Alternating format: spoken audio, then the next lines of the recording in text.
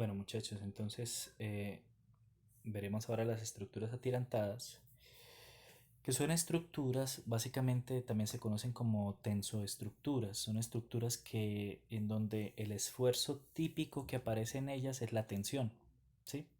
Son estructuras como estas membranas que gracias a la tensión permanecen en pie, o como estas otras membranas que gracias a los sistemas de tensión que se producen permanecen en pie. Por ejemplo, está el caso de este estadio que tiene un gran arco en concreto, y de ese arco salen cables que están sosteniendo la estructura de nido que conforma el estadio, la envolvente del estadio. O está el caso de estos puentes, este puente que, si no estoy mal, es de Calatrava, un arquitecto e ingeniero muy famoso europeo, español, en donde el elemento se encuentra en pie gracias a la tensión que se produce en los cables, ¿sí?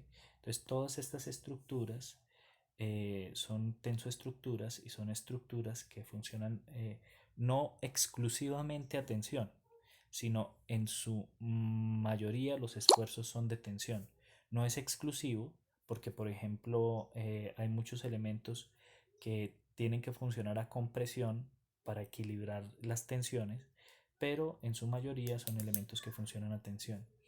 Dice que el uso de tirantes que se estiran más o menos con tensores. Estos cables llamados tirantes solo resisten esfuerzos de tracción, se adaptan a las cargas. Entonces sí, efectivamente, esos tirantes tienen, por ejemplo, en el caso de estas membranas, en el caso de estas membranas es muy importante mantener tensionadas las guayas de esas membranas, y para eso utilizan estos tensores. Entonces es un elemento estructural de ese tipo de estructuras, y para los puentes utilizan este tipo de tirantes. O sea, no es simplemente una guaya, sino es, no sé si alcanzan a ver, tal vez no, aquí por lo menos en este punto hay por lo menos unas 10 guayas juntas. Ellas entran acá a este dispositivo metálico que ustedes ven que es mucho más ancho en la base, mucho más ancho acá, y es porque ellas tienen aquí unas cuñas que se anclan acá, se sujetan, y usted puede hacer toda la tensión en los cables y las cuñas están siempre sujetas acá digamos que los cables están acuñados a esta zona y nunca se van a soltar, ¿sí? Siempre funciona a tensión. Esto se llama un torón, o sea, cuando hay una unión de cables, muchos cables trabajando juntos, se conoce como un torón, y es típico de las estructuras, de las tensoestructuras. Em, a ver, sigamos. Entonces, esta estructura no es atirantada, como dice el título, es una estructura geodésica. Son estructuras trianguladas, tridimensionales, combinando las bóvedas y las barras. O sea, se combina la estructura abovedada con la estructura triangular y se obtiene la estructura geodésica. Se llama estructura geodésica. Se llama estructura geodésica porque tiende a imitar el, la forma de la Tierra. ¿Sí? Perdón.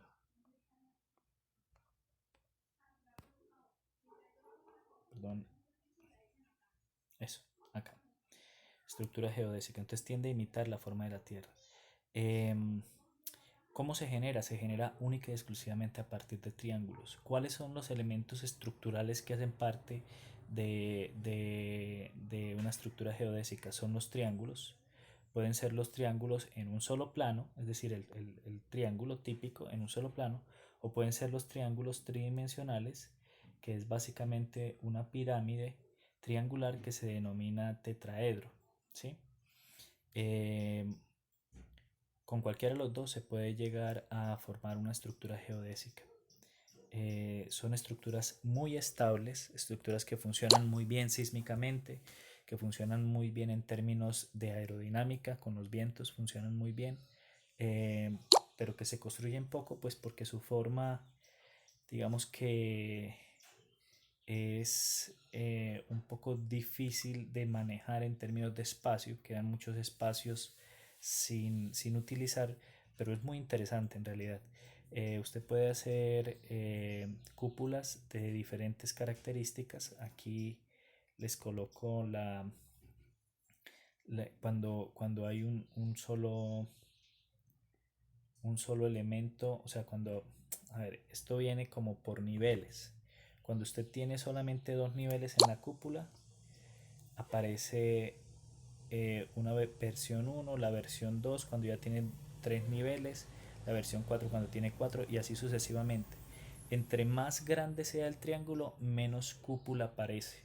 Entre más pequeño sea el triángulo, se va a notar más el efecto circular, el efecto de cúpula.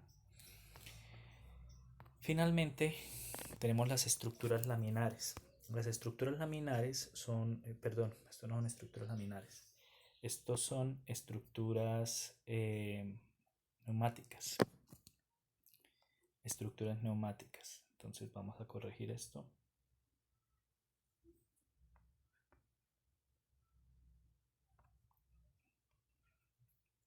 Estructuras neumáticas.